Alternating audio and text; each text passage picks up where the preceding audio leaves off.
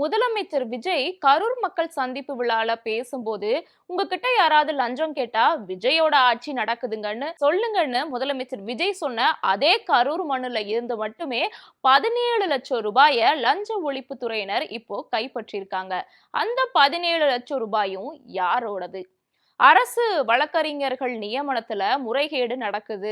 அதுல லஞ்சம் வாங்கியிருக்காங்க. 30 லட்சம் ரூபாய் லஞ்சம் வாங்கியிருக்காங்க. அதுக்கு பின்னாடி அமைச்சர் புசி ஆனந்த் உட்பட பல அமைச்சர்களும் சில தாவேகா நிர்வாகிகளுமே சம்பந்தப்பட்டிருக்காங்கன்னு சென்னை உயர்நீதிமன்றத்துல வழக்கு தொடுத்த அந்த தாவேகா கட்சியை சேர்ந்த வழக்கறிஞர் அணி பிரிவை சேர்ந்த பெண்ணை இப்ப கட்சியை விட்டு தூக்கியிருக்கு தாவேகா. லஞ்சம் வாங்கினா சொல்லுங்க, நடவடிக்கை எடுப்போன்னு சொன்ன இதே தாவேகா அரசு லஞ்சம் வாங்கியிருக்காங்கன்னு புகார் கொடுத்திருக்கவங்க மேல நடவடிக்கை எடுத்திருக்கு.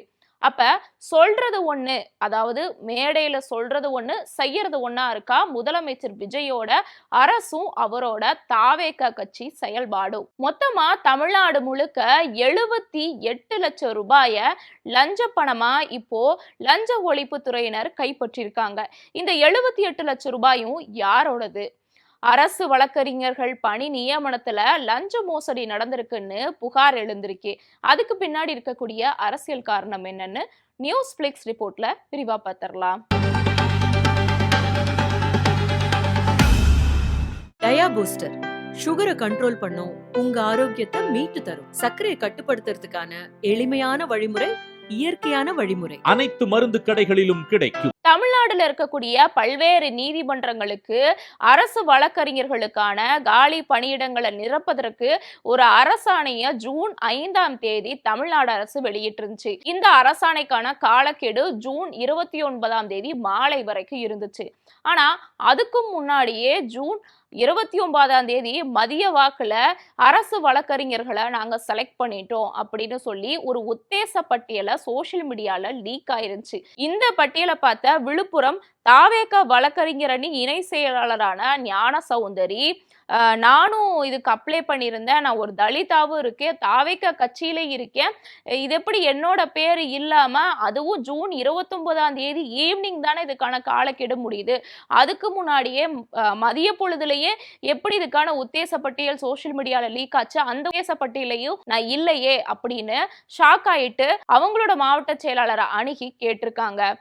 கேட்டதுக்கு அந்த மாவட்ட செயலாளர் என்ன சொல்லியிருக்காருன்னா, உங்களுக்கு அரசு வழக்கறிஞர் பதவி வேணும்னா 10 லட்சத்திலிருந்து 30 லட்சம் ரூபாய் வரைக்கும் தாங்க, இந்த லஞ்ச காசை நீங்க கொடுத்தாதான் உங்களுக்கு அந்த அரசு வழக்கறிஞர் பணி நியமனம் கிடைக்கும், மற்றவங்களும் அப்படி கொடுத்திருக்காங்க, இதை வாங்கினதே அமைச்சர் புசி ஆனந்த் உட்பட பல அமைச்சர்கள் தான் அப்படிங்கிற மாதிரி அவரு சொல்லியிருக்காரு.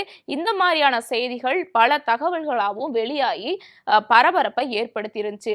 இதை கேட்ட இந்த ஞான சௌந்தரி அவர்கள் சென்னை உயர்நீதிமன்றத்துல அரசு வழக்கறிஞர்கள் நியமனத்துக்கு லஞ்சம் வாங்கியிருக்காங்கன்னு சொல்லி கேஸ் போட்டிருந்தாங்க. இந்த கேஸ் இப்போ நிலுவையில தான் இருக்கு. அது நிலுவையில இருக்கிறதுக்கு முன்னாடியே விழுப்புரம், வானூர், திண்டிவனம், செஞ்சி உட்பட மொத்தமா 20 இடங்களுக்கு 20 பேர் கொண்ட அரசு வழக்கறிஞர்களை அபிஷியலா நியமனம் பண்ணி இப்ப தமிழ்நாடு அரசு ஒரு புது லிஸ்ட ஒண்ணு அனுப்பியிருக்காங்க. இந்த புது லிஸ்ட்லயுமே, அதாவது அபிஷியல் லிஸ்ட்லயுமே ஞான சௌந்தரியோட பேரு. இதனால இப்போ இந்த சம்பவம் நடந்த கொஞ்ச நாள், அதாவது 24 மணி நேரத்திலேயே ஞான சௌந்தரிய தாவேகா கட்சியிலிருந்து அடிப்படை உறுப்பினர்ல இருந்தே தூக்கி இருக்குது அந்த தாவேகா கட்சி. அதாவது முதலமைச்சர் விஜய் என்ன சொல்லியிருந்தாருன்னா, உங்ககிட்ட யாராவது லஞ்சம் கேட்டா எங்கிட்ட கம்ப்ளைண்ட் பண்ணுங்க, நான் அவங்க மேல நடவடிக்கை எடுப்பேன்னு சொல்லியிருந்தாரு. ஆனா இங்க பார்த்தா லஞ்சம் வாங்கினவங்க மேல நடவடிக்கை எடுக்காம லஞ்ச புகார் கொடுத்தவங்க மேல நடவடிக்கை எடுத்திருக்கு இந்த தாவேகா கட்சி. புசி ஆனந்த் அவர்களோட பேர் அடிபட்டனாலதான் இந்த முடிவை தாவேகா கட்சி எடுத்திருக்கா அப்படிங்கிற ஒரு கேள்வியும் இந்த இடத்துல எழுது. அது மட்டும் இல்லாம சரி, இந்த அரசு வழக்கறிஞர்கள் நியமனத்துல மட்டும்தான் லஞ்ச புகார் எழுந்திருக்கான்னு பார்த்தா கிடையவே கிடையாது. இந்த வாரத்துல தமிழ்நாட்டில் இருக்கக்கூடிய பல்வேறு தாலுகா அலுவலகங்கள்ல சரியா 45 இடங்கள்ல லஞ்ச ஒழிப்பு துறையினர் விசாரணை பண்ணாங்க. இந்த விசாரணையில மொத்தமா 78 லட்சம் ரூபாய் அவங்க கைக்கு லஞ்சமா சிக்கியிருக்கு. இந்த 78 லட்சம் ரூபாயில குறிப்பா சொல்லணும்னா எந்த கரூர் மண்ணுக்கு போய் உங்ககிட்ட யாராவது லஞ்சம் கேட்டா விஜயோட ஆட்சி நடக்குதுன்னு சொன்னாரோ விஜய் அவர்கள், அந்த கரூர் மண்ணுல இருந்து மட்டும் எவ்வளவு லட்சம் ரூபாய் தெரியுமாங்க கைப்பற்றப்பட்டிருக்கு? மொத்தமா 17 லட்சம் ரூபாய் கைப்பற்றப்பட்டிருக்கு கரூர்ல இருக்கக்கூடிய தாலுகா அலுவலகத்துல. அதுலயும் இதுல அல்டிமேட்டான செய்தி என்னன்னா, மொத்தமா 16.33 லட்சம் ரூபாய் ஜிபே மூலியமா கைப்பற்றப்பட்டிருக்கு.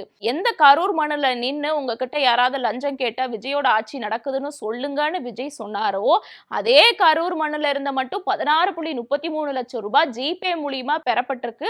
மொத்தமா 17 லட்சம் ரூபாய் வரைக்கும் லஞ்சமா வாங்கப்பட்டிருக்கு.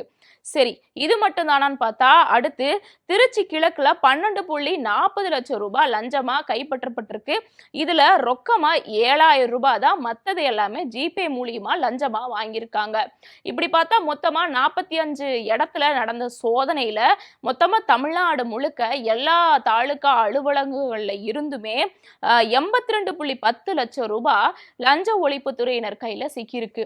அதாவது தமிழ்நாட்டுல லஞ்சம் ஒளிஞ்சிருச்சு, லஞ்சம்னா எங்க இருக்குன்னே தெரியல, லஞ்ச லாவணியம் எங்க போச்சுன்னு தெரியல, கிளீன் கவர்மெண்ட்டை நடத்துறோம் அப்படின்னு சொல்லக்கூடிய இதே தாவேக அரசு தலைமையிலான தமிழ்நாடு அரசுல தான் இப்போ இந்த வாரத்துல மட்டும் 82.10 லட்சம் ரூபாய் லஞ்சமா வாங்கப்பட்டிருக்கு. அதுலயும் அப்டேட் ஆகி ஜிபே மூலியமா கூட லஞ்சம் வாங்கியிருக்காங்க. சரி, இது மட்டும் தானான்னு பார்த்தா இன்னும் கூடுதலா இதுக்கு முன்னாடி ஒரு 2 வாரங்களுக்கு முன்னாடி இதே லஞ்ச ஒழிப்பு துறையினர் மாநகராட்சி, நகராட்சி, ஊராட்சி அலுவலகம் உட்பட 41 இடங்கள்ல சோதனை நடத்தினாங்க. இந்த சோதனையில மட்டும் 58 லட்சம் ரூபாய் பறிமுதல் செய்யப்பட்டிருக்கு. இப்படி தாலுகா அலுவலகம் உட்பட மாநகராட்சி, நகராட்சி, ஊராட்சின்னு எல்லா அலுவலகங்கள்ல இருந்தும் லட்சக்கணக்கான ரூபாய்கள் இப்போ லஞ்சமா வாங்கியிருக்காங்கிறது லஞ்ச ஒழிப்பு துறையினர் மூலியமா நமக்கு தெரிய வருது. இப்படி இருக்கும்போது இங்க எங்க இருந்துங்க தாவேக அரசு கிளீன் கவர்மெண்ட் நடக்குதுன்னு முதலமைச்சர் விஜய் சொல்ல முடியும்? அதுலயும் கொடுமை என்னன்னா, புசி ஆனந்த் உட்பட பல அமைச்சர்களும் இந்த அரசு வழக்கறிஞர்கள் நியமனத்துக்கு லஞ்சம் வாங்கியிருக்காங்கன்னு கம்ப்ளைண்ட் பண்ண தாவேக கட்சியை சேர்ந்த பெண் மேல இப்போ ஆக்ஷன் எடுத்திருக்காங்க. அந்த பெண்ணை கட்சியை விட்டே தூக்கியிருக்காங்க. ஆனா முதலமைச்சர் விஜய் என்ன சொன்னாரு? லஞ்சம் வாங்குறவங்க மேல நடவடிக்கை எடுப்போம்னு சொன்னாரு. கடைசியில பார்த்தா லஞ்ச புகார் கொடுத்தவங்க மேல நடவடிக்கை எடுத்துக்கிட்டு இருக்காரு. அப்ப இவங்க எங்க இருந்து இங்க லஞ்சத்தை ஒழிச்சிருக்காங்க அப்படிங்கறத மக்கள் நம்புவாங்க? ஆல்ரெடி தாவேக ஆட்சி மாற்றத்தை கொடுக்குன்னு சொல்லிதான் மக்கள் எல்லாரும் ஒரு ஆல்டர்னேட்டிவ்காக ஓட்டு போட்டாங்க. லஞ்ச லாவணியம் எங்க அரசுல நடக்காது, பெண்களுக்கு எதிரான குற்றங்கள் நடக்காதுன்னு சொல்லிதான் முதலமைச்சர் விஜய் ஆட்சியை பிடிச்சாரு. ஆனா இவர் ஆட்சி அமைஞ்சதுமே எக்கச்சக்கமான பெண்களுக்கு எதிரான குற்றங்களும் இப்ப லஞ்ச லாவணியம் எல்லாமே ஊடுருவி போய் அப்பட்டமா வெளியே தெரிய ஆரம்பிச்சிருக்கு. அப்ப இவங்க கிளீன் கவர்மெண்ட்ல கொடுக்கல, வழக்கமான கவர்மெண்ட்டை தான் ரன் பண்ணிட்டு இருக்காங்கிறது மக்களுக்கு கொஞ்சம் கொஞ்சமா தெரிய வர ஆரம்பிச்சிருச்சு. இது இப்படியே தொடர்கதையாகுமா அப்படிங்கிற கேள்வியும் இந்த இடத்துல எழுது. நீங்க என்ன நினைக்கிறீங்க? தொடர்ச்சியா இப்போ இந்த தாவேக அரசுல பழனி கோயிலோட நில மோசடியில 100 கோடி ரூபாய் வரைக்கும் மோசடி நடந்திருக்கு அப்படின்னு சொல்லப்பட்டுச்சு. அடுத்து இப்போ தமிழ்நாடு முழுக்க 2 கட்டமா நடத்தின லஞ்ச ஒழிப்பு துறையினர் கையில 58 லட்சம் ரூபாயும் 82 லட்சம் ரூபாயும் கைப்பற்றப்பட்டிருக்கு. லஞ்சம் வாங்குறாங்கன்னு புகார் கொடுத்த பெண் மேலேயே இப்போ நடவடிக்கை எடுத்திருக்காங்க. இந்த லஞ்சம் சம்பந்தப்பட்ட தாவேக அரசோட நடவடிக்கை எப்படி பார்க்குறீங்க? மறக்காம உங்களோட ஒப்பீனியனை கமெண்ட்ல சொல்லுங்க. நாளைக்கு வேற ஒரு அப்டேட்டோட சந்திக்கலாம். நான் சிலம்பு செல்வி.